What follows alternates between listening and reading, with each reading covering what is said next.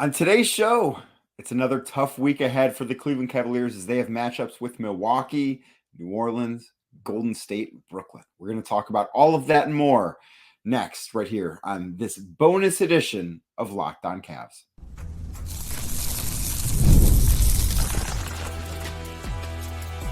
You are Locked On Cavs, your daily Cleveland Cavaliers podcast. Part of the Locked On Podcast Network, your team every day.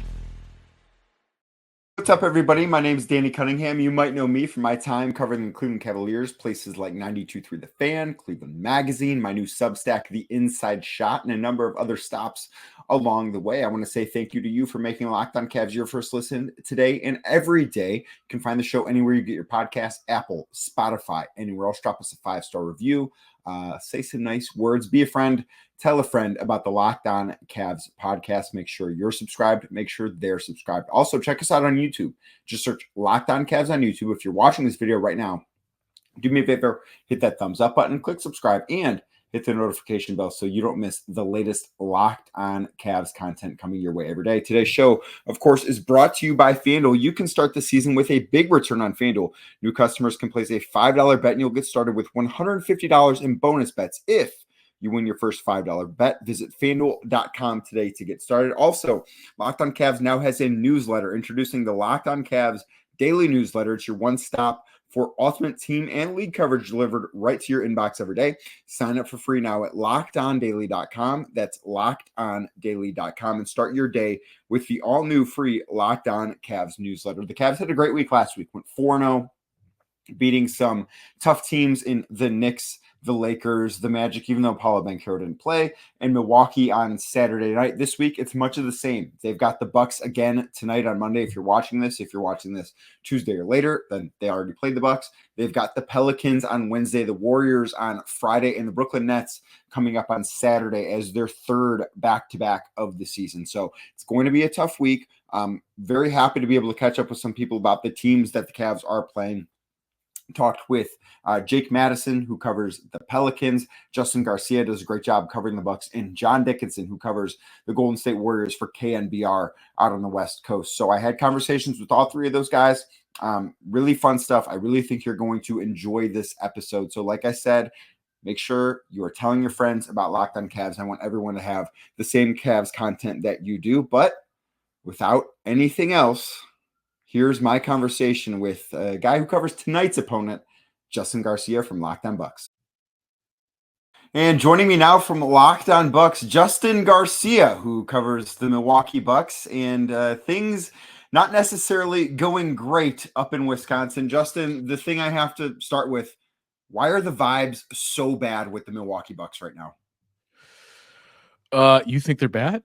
Well, I picked up on that a little bit on Saturday. I mean, I don't have to speak on the games that happened before the Cavs and Bucks on Saturday, but watching that game just through the TV, I sensed not everything's going well up there.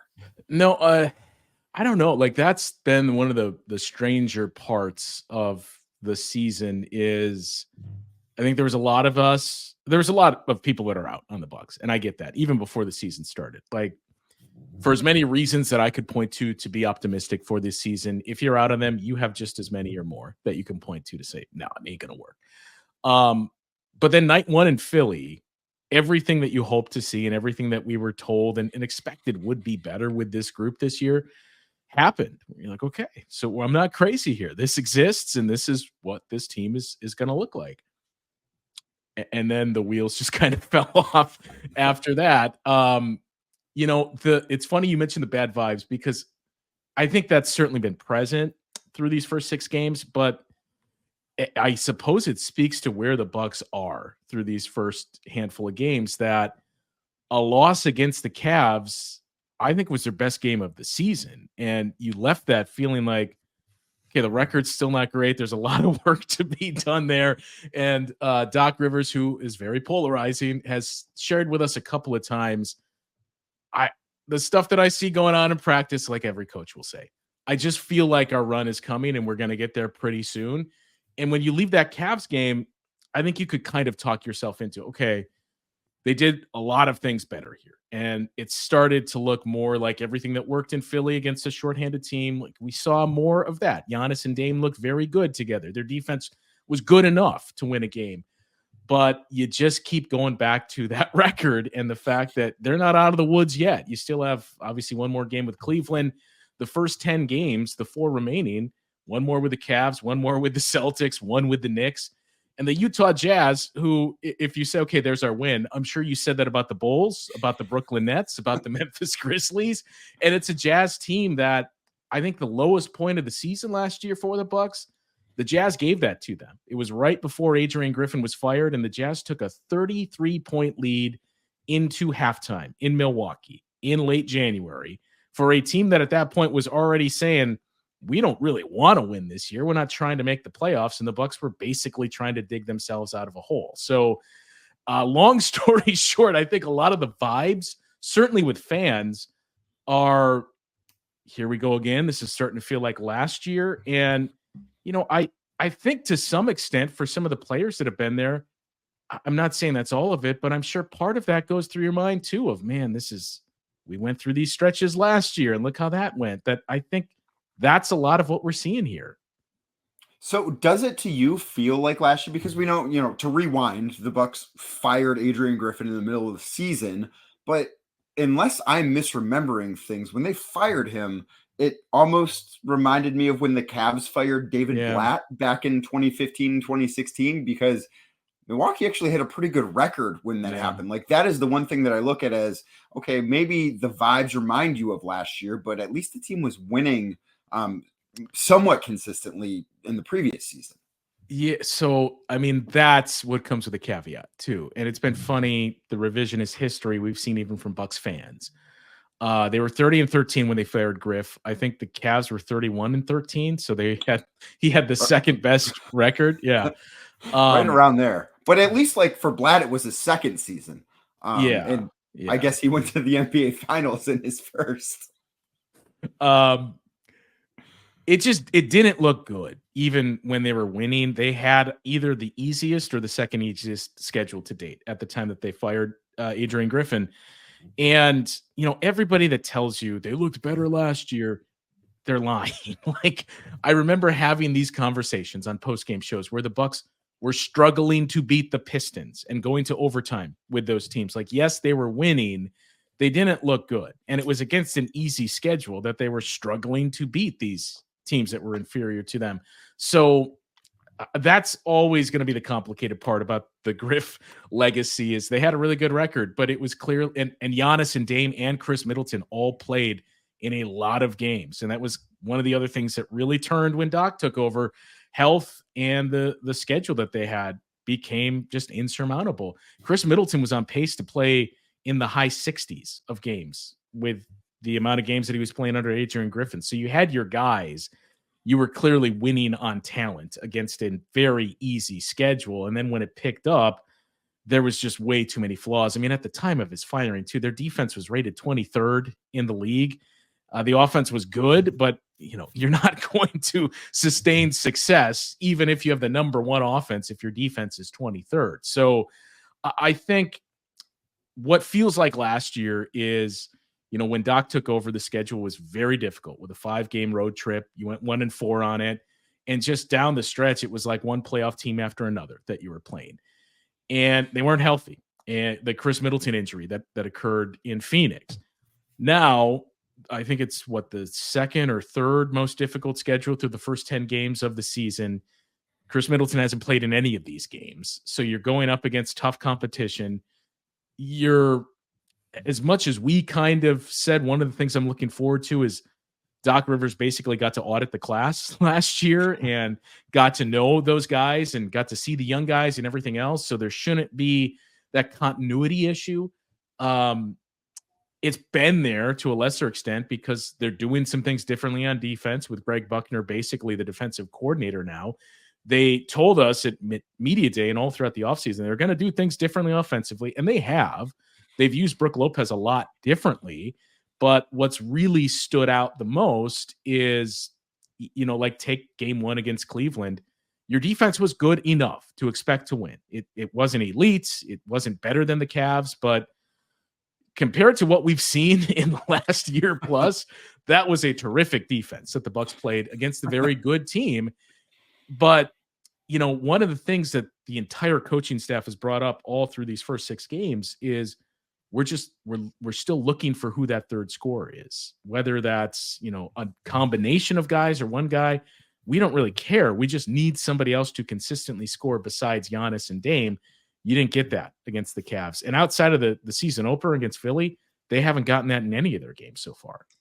So that brings me to the question of Chris Middleton. Hasn't played this year. Theoretically could be that third scorer. But one, when do you expect him to be back playing in regular season games for the Bucks? And two, when he is back, is it fair to expect a guy that's coming off of surgery on both of his ankles this offseason to step right in and seamlessly fit as the third scorer on this team? So as far as when is he coming back, or realistically, when can we expect? I mean, who knows? You know, like we've heard a lot of, and I think that's another one of the, man, this is what feels like last year, is when Chris suffered that injury in Phoenix. It was game, I think, 3 or 4 of Doc Rivers' tenure as the head coach. And Kevin Durant comes down in his landing zone and Chris rolls his ankle. We did not get any clear indication of what it was. It was clearly a pretty significant ankle injury, but even the grade and severity, we never got any of that. So you were just kind of in the dark for a while. Parts of it reminded you of Brook Lopez the year after the Bucks won the title, where it was game 2 and all of a sudden Brook's on the injury report and yeah, Brook is out. And months later we learned he had back surgery. Like, oh, okay, cool.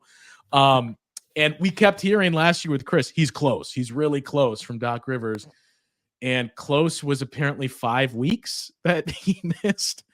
So far this year, you know, we were told this shouldn't be an issue. He should be ready for the start of the season. And then you started to see everything through training camp. And then we were told, well, we hope to have him play in 2 games in the preseason. And then you get to the third of your 4 games and he hadn't played yet and he was ruled out. It was, is he going to play in Dallas? Maybe.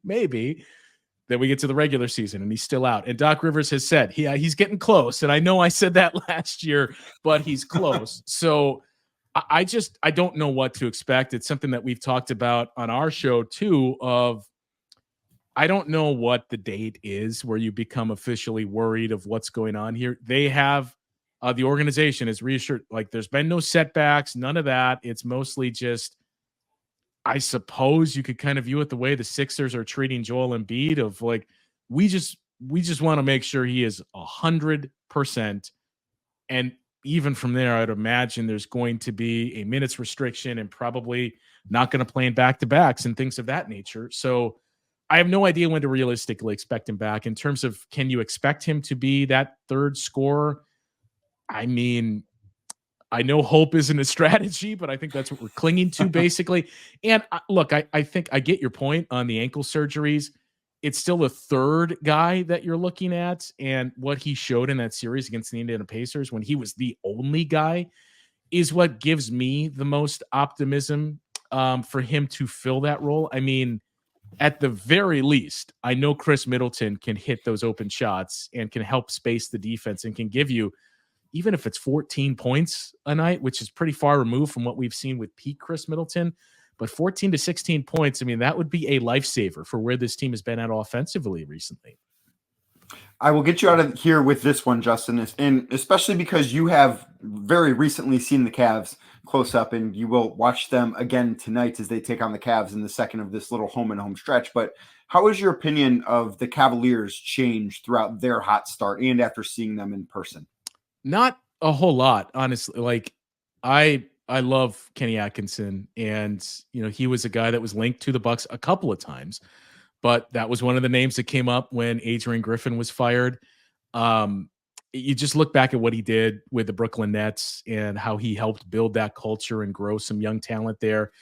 But I think one of the things that a lot of us take for granted, and for someone like me, it's, you know, one of these, it's easy to kind of stick with you because the Bucks experienced this.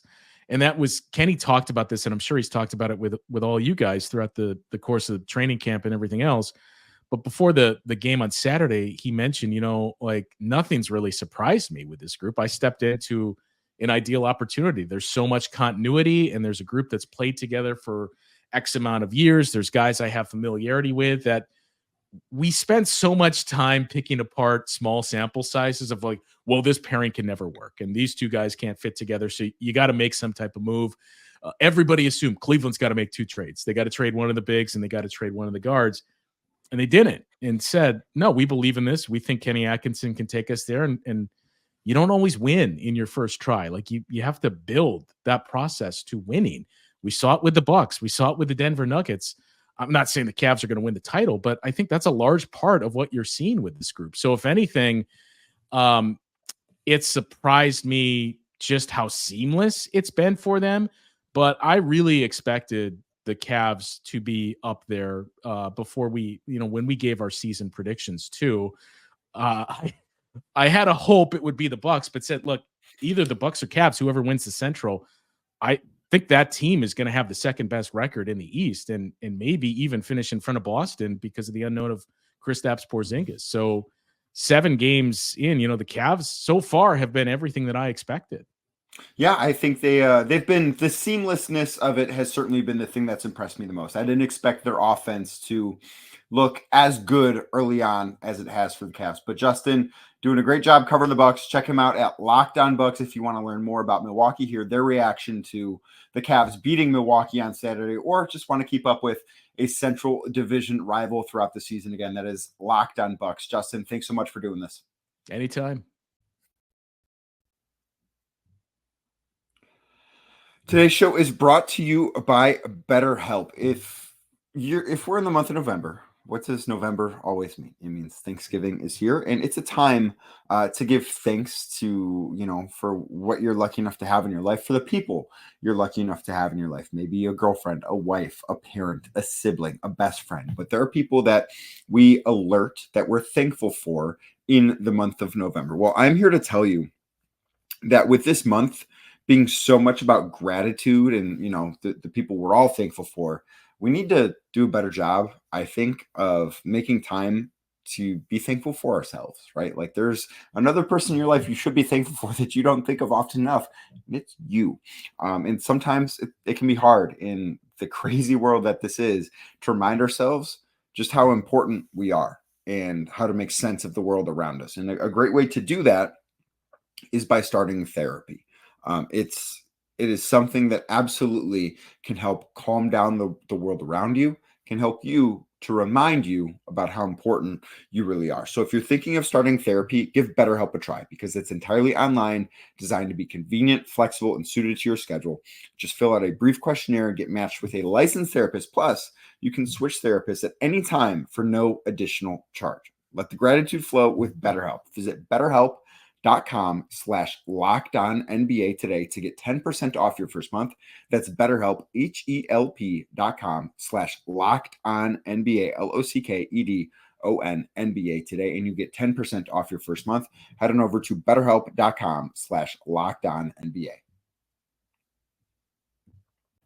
And now we bring in Jake Madison, host of the Locked On Pelicans podcast, Cavs and Pelicans, the first of 2 matchups this season coming Wednesday night in New Orleans. Jake, Pelicans off to a 3-4 start.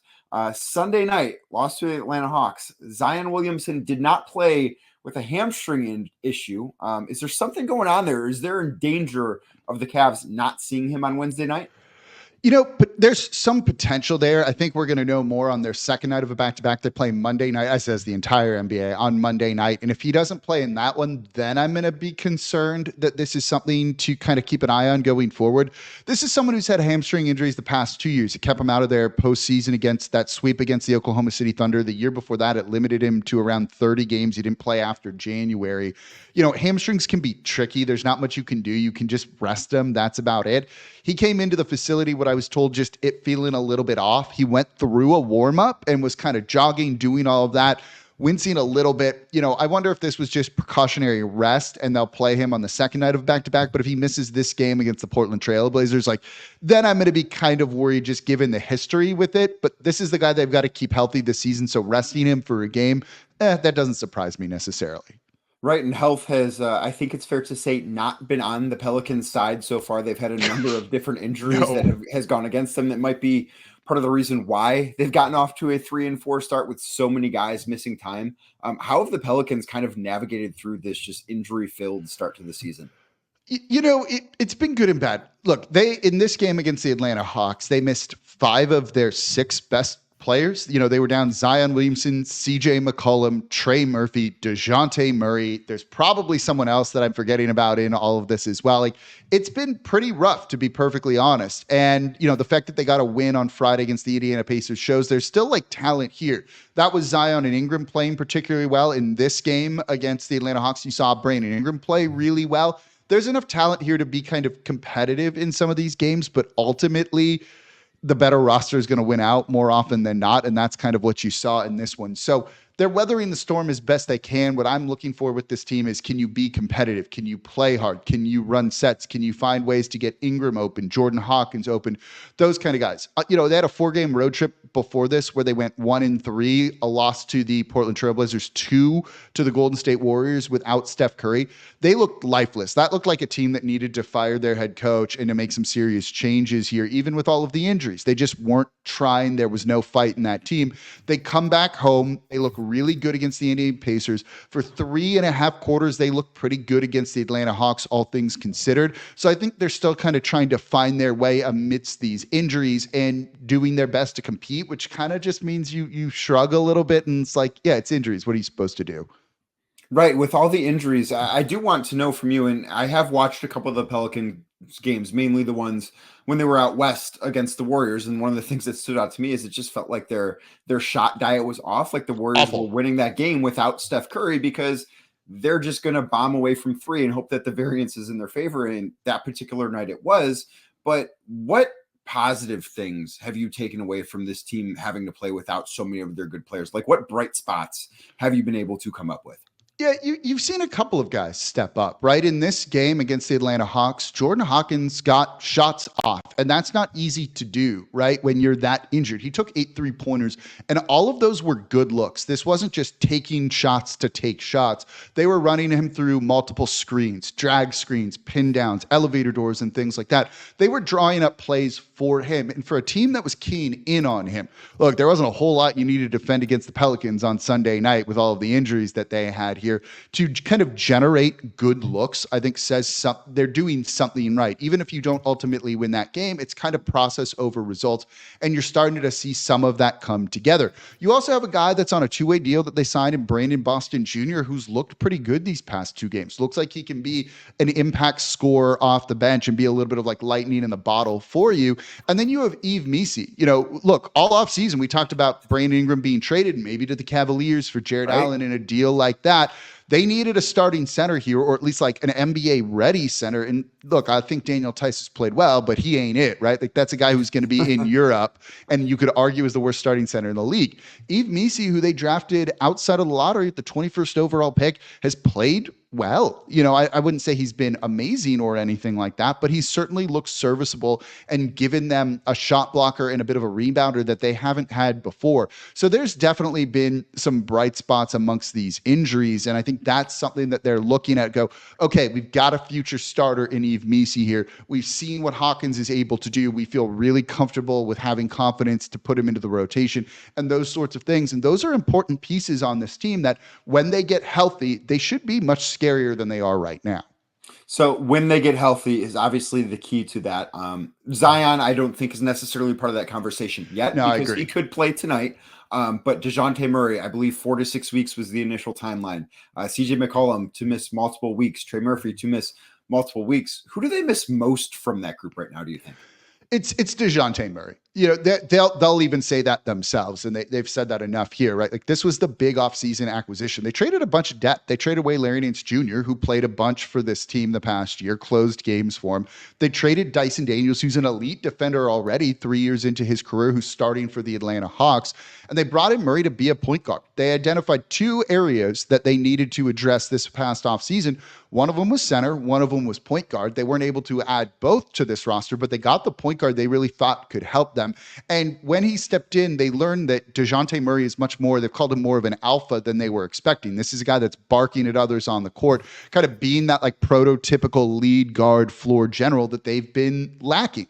They need someone to get them organized late in games. This was a team that last year was 0-13, 0-22. I forget the exact numbers when they weren't leading going into the fourth quarter. 0 comebacks. You need someone just to organize the offense and get you going. And when you go through all of training camp with Murray as your lead guard, all of preseason with Murray as your lead guard, and then he breaks his hand in the first game and now he can't play, it is going to throw you off, and there is going to be an adjustment period for that sort of thing. I think they're working through that right now. And as much as they could use the 3-point shooting from Trey Murphy, from CJ McCollum, it's someone just to kind of organize them and try and create for others, because they do lack some of that on-ball creation.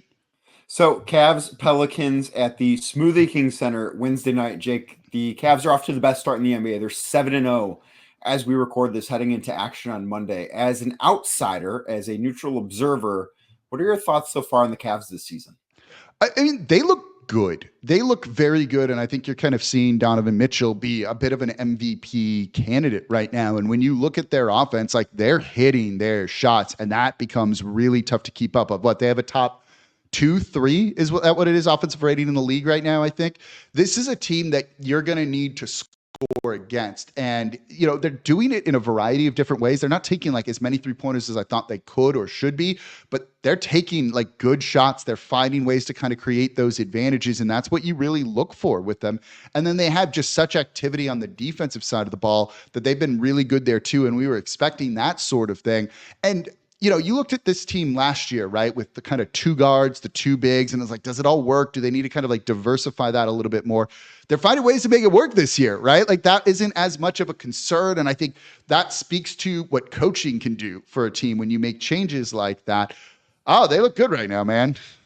Yeah, they certainly do. I think they look better than I thought they would this early in the season. I did not think the offense would click as early as it has. And I still think, you brought up the 3-point shooting aspect of things. I thought they'd be, or would aim to be, a team that was in the top 10 in terms of 3-point attempts. And they're like 18th entering play on Monday. So that has certainly been a surprise for me. But Jake, thank you so much for doing this. If you want Pelicans coverage, Locked On Pelicans, the place to go. I know you're going to want to catch up on what the Pelicans are doing before the Cavs match up with them on Wednesday, and then again in a couple of weeks. Jake, thanks so much for doing this. Of course, thanks for having me on here, man. Today's show is also brought to you by FanDuel. I've been telling you about FanDuel a lot. Why? Because FanDuel is America's #1 sports book, and you can get ready to tackle not only the NFL action, but the NBA action with FanDuel. Because right now, new customers can bet $5 and get $150 in bonus bets if you win that first $5 bet. The FanDuel Sportsbook app gives you everything you need to place live bets on the NFL and in the NBA, all in one place. So when you get a hunch in the middle of the game, it'll be a Cavs game tonight, Wednesday, Friday, whatever. I don't know. Maybe it'll be one of those games. You can check out the latest stats, view live play-by-play, and so much more on the same page where you place your bets. That's over at FanDuel. I talked about the Cavs win total before the season. FanDuel had it at 48.5. I love the over. If you love the over, you're feeling really good right now. Right now, entering play on Monday, that win total is up to 52.5. So you are feeling really good. Maybe you still like the over. I think the over is still the play there.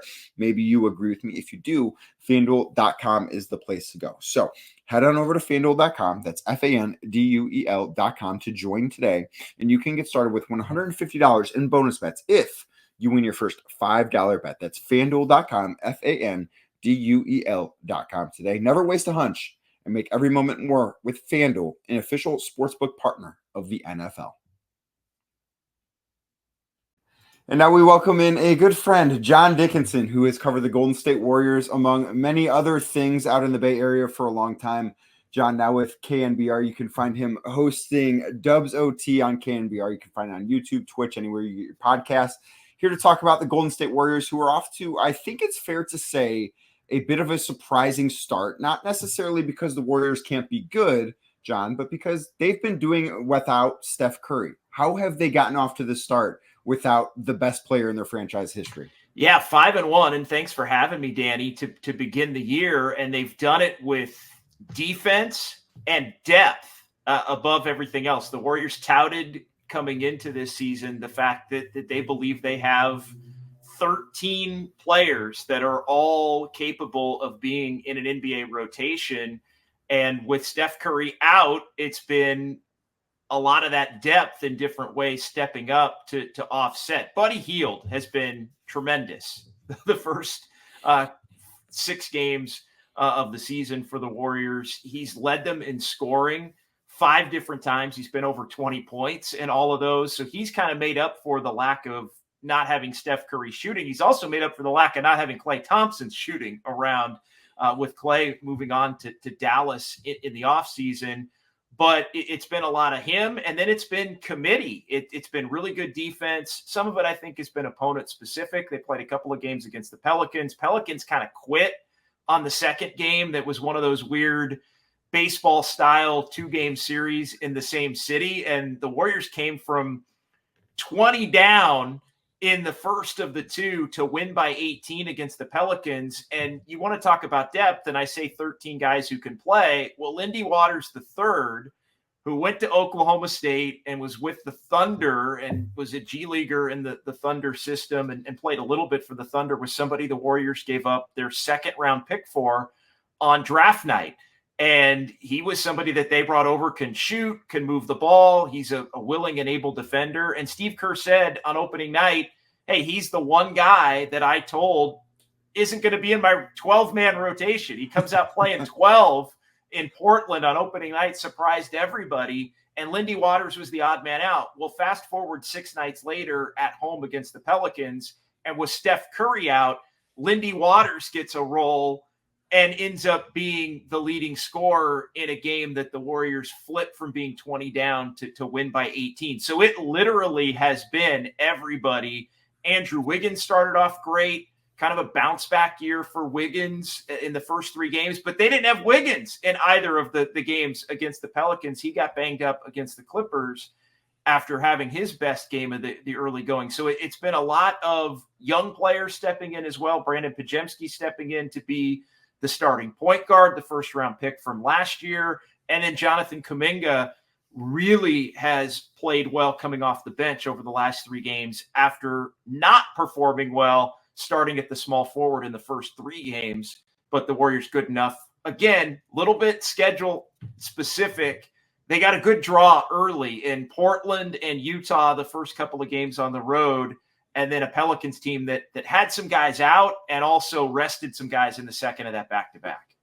It sounds to me like there are people in the Bay Area that are reaching back into the depths of their closets to grab out these T-shirts that say "Strength in Numbers" that I remember everyone having back in 2015 in that era of Golden State basketball. But you mentioned Steph Curry has missed some time with an injury. When are the Warriors expecting him back?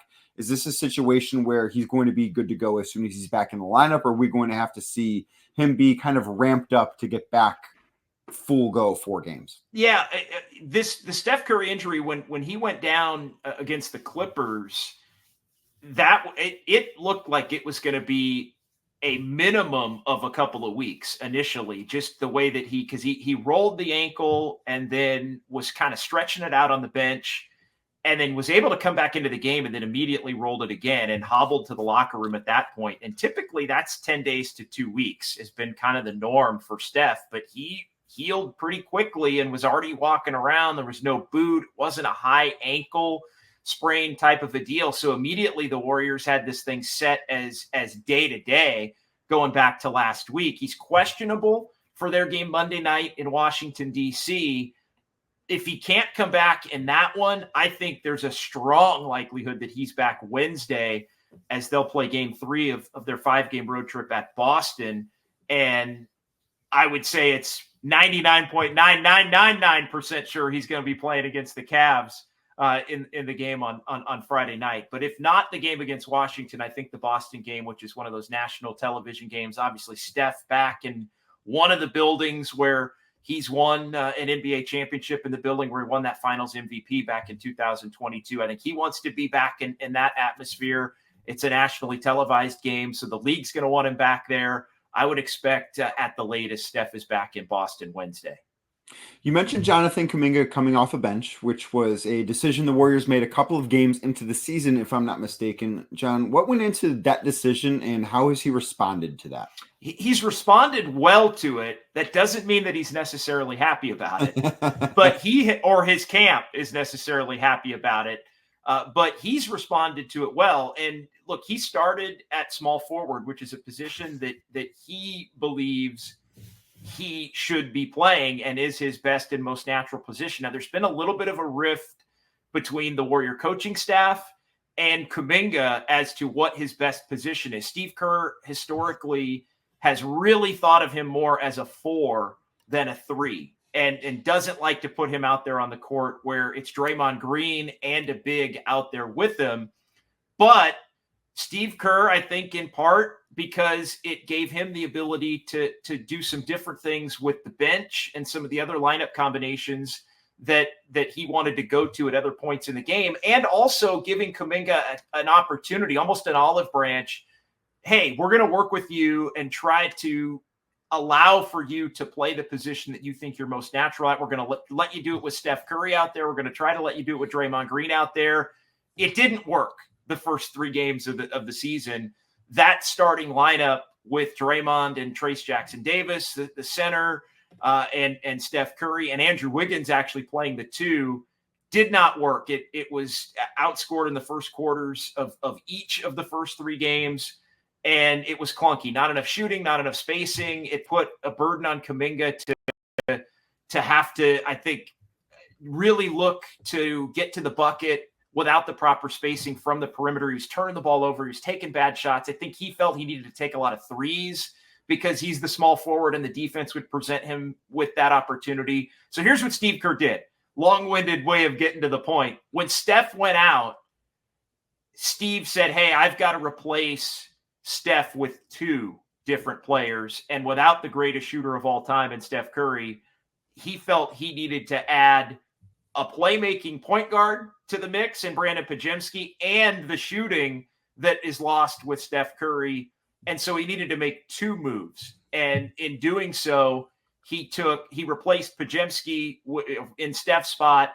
And then he added Buddy Hield the first night, Lindy Waters the second night. And it actually was Moses Moody the third night, but he decided he wanted Moody's shooting even out there at the 3, those first couple of nights.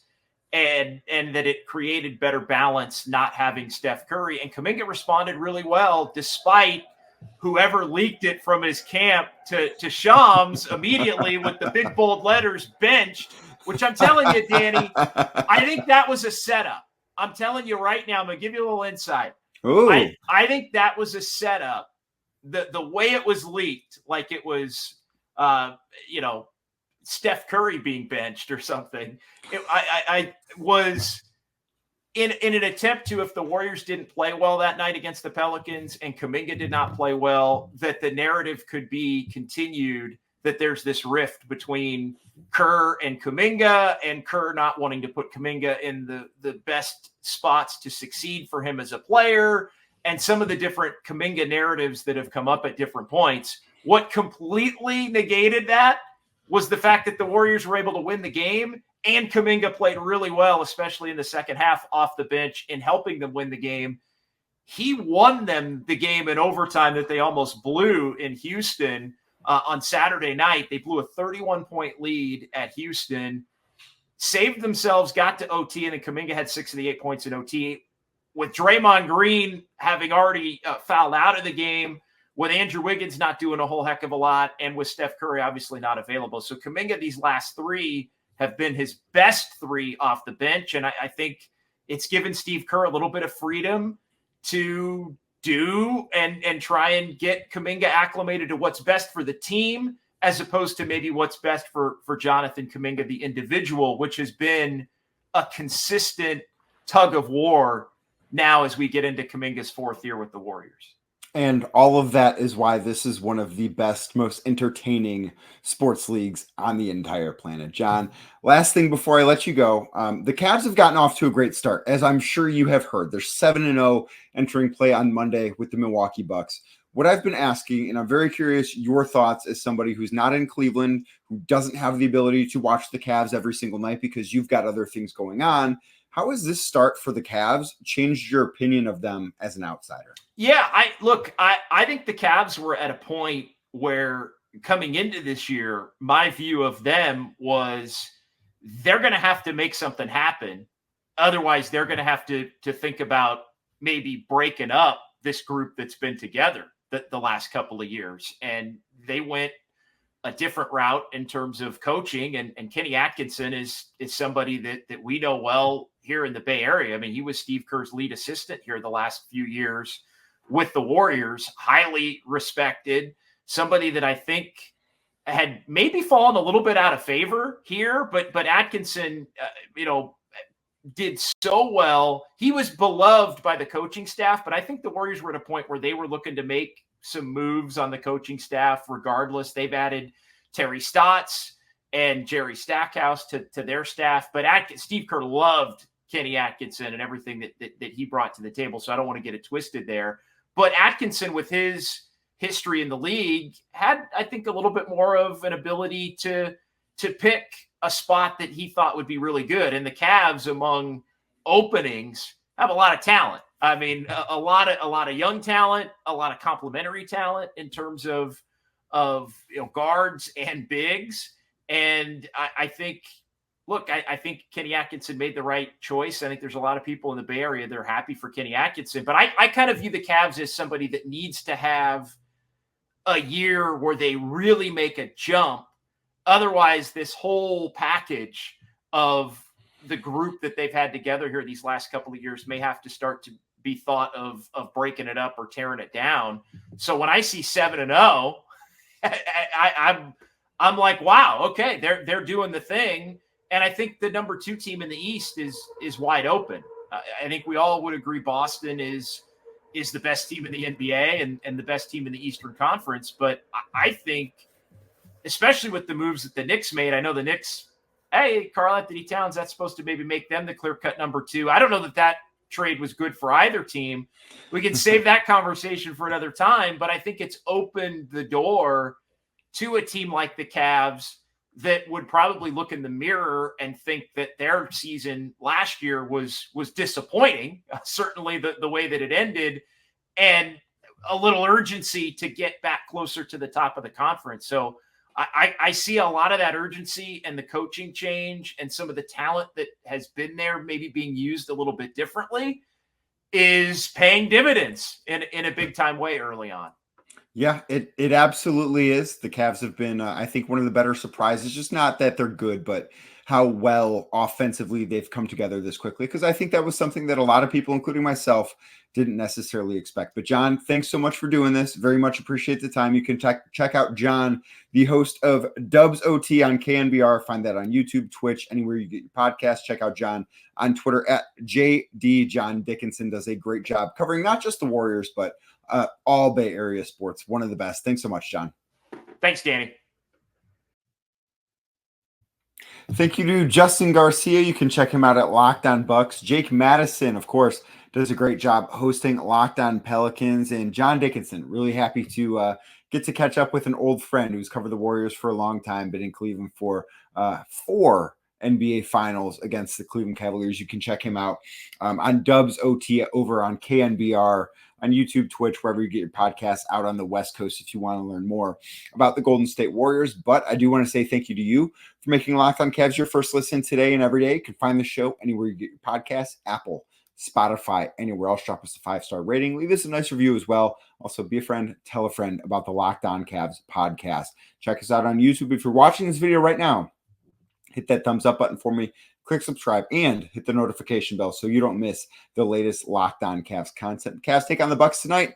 I'll be back afterwards to talk about what happened right here on Locked On Cavs.